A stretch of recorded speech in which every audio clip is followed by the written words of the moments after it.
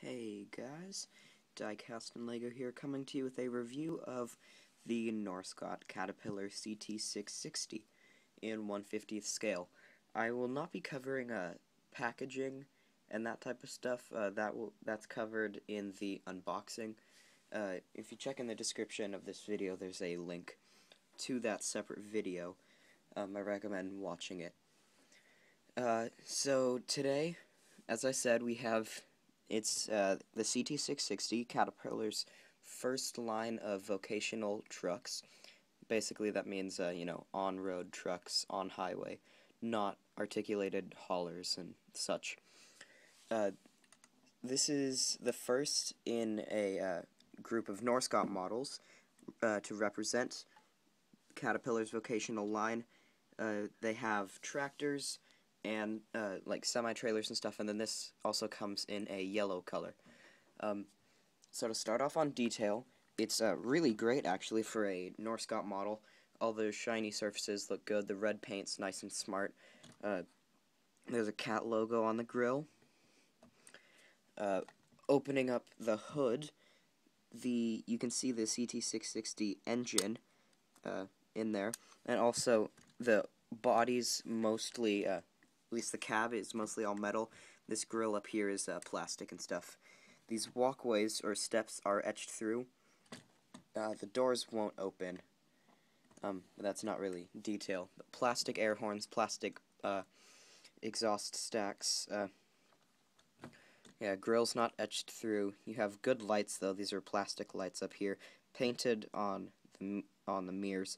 And one thing is, when I got this mirror's really loose, and if you notice, it's the same mirror on this side flipped over. You know, that usually is okay if the mirrors look the same flipped over, but as you can see, it's not quite right because of the shape of the mirror and the styling. Moving around to this side, you can see the dump body looks good. It's nice in the silvered surface. The red up here, like the knock guards, look really good. The paint on it also help it. And there are different axles and wheel designs, as well as like tread patterns for the driven and non-driven axles. Turning around over here, on the bottom you can see the ct660 engine, that cheap little box. It's hollowed, and no like drive line, but as you can see, transmission modeled, the transmission, excuse me, is modeled. You have rubber mud flaps, which is good on both sides. On the back, there's a simple door. So it's modeled in metal, supposed to look like the coal door. Doesn't really work that well though. Won't open or anything. And there's painted lights on the back rather than plastic. And one more detail is on the inside of the cab. You can see there it says cat on the seat backs. Be nice if the doors open though. So it's function time. As we said in detail, hood opens. You have steering on the first axle, and the heavy weight drop axle. It should raise up and down. Like if you're hauling, like if you're not hauling, you're just driving somewhere. Usually it'll be up, but if you have like rock or something in the bed, that would drop down to provide more weight distribution. But all it does is steer, and it has a larger degree of movement than the actual lead steer axle, which is unusual, and there's such a shallow movement. Here, I'll raise up camera so you guys can see. It really doesn't turn that well at all, and that's due to the wheels fouling on the back of this back of the fender. But I'm planning on pulling the cab off and then you know, shaving off some of that plastic so that it can turn. Also, this is really loose, so if you try to drive it around, it's really wobbly. And speaking of driving, it rolls along really well because of mostly all metal on it. The weight of the model helps a lot. This tarp system can pull out to about here, won't go all the way down due to the amount of tarp on there, and it's not spring-loaded, so it won't roll back, and it's really annoying to put on, so I don't recommend doing it. It's just there for looks. But the main function of a dump truck would be the dump.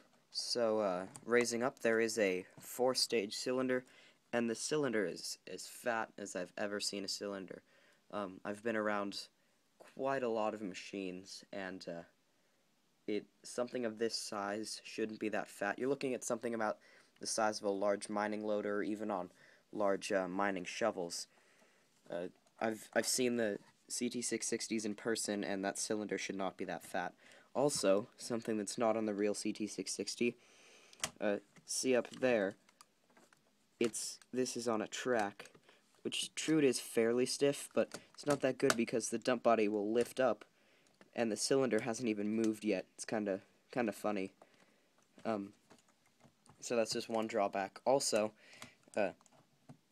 it only lifts to about there. It's not that high. And then, as you can see, the gate isn't free swinging. You have to push it out and force it open. But it looks okay. So again, last part of scale model reviews I'm going to do is you can see I have some machines back there. It's time for a model comparison.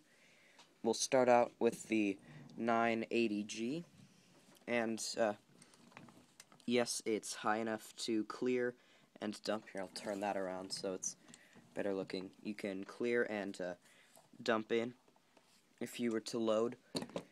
Here's the 963.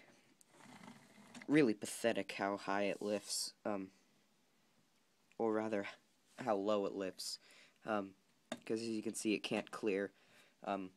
But on the real machine, it can clear it.